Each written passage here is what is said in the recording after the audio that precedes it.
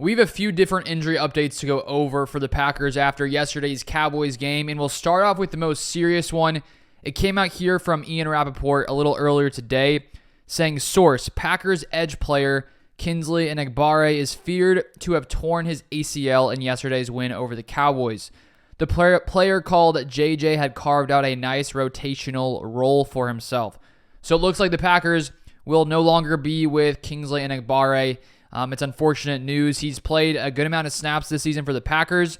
Even though he doesn't start, he still plays on about 41% of the team's defensive snaps. That's at least how many he played on throughout the season.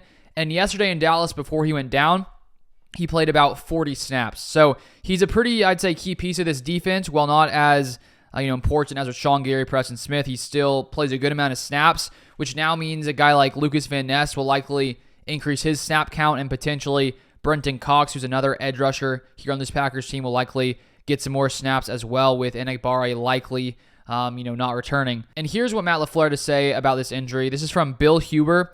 I just love his play style and relentless pursuit and hustles with the ball, LaFleur says of Enagbare, who suffered a significant injury last night. We're all hurting for him. He's come so far. Cox is the next man up. So that's unfortunate news. Now for Jaire Alexander.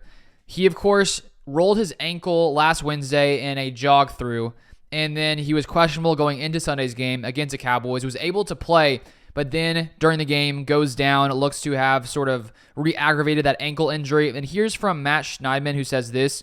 LaFleur said Jaire wouldn't have gone back in the game even if it was close. Another week of ankle maintenance coming up. And that came out last night after the game, and so even if the game ended up getting closer and being close, Jaire would not have been healthy enough to play. So there's no doubt Jaire's injury is going to be a big one to watch going into Sunday's game, or Saturday night's game against the San Francisco 49ers in a massive divisional game for the Packers.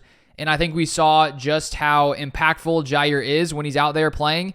To pick off Dak Prescott early in the game was a huge momentum shift. And I think that he is one of the most important pieces here on this Packers defense. So we'll keep an eye on this injury throughout the week. I'll give you guys updates if there are any more updates on his injury on this channel. But that's going to be it for this one. If you want more Packers content, feel free to subscribe down below, and I'll see you guys next time.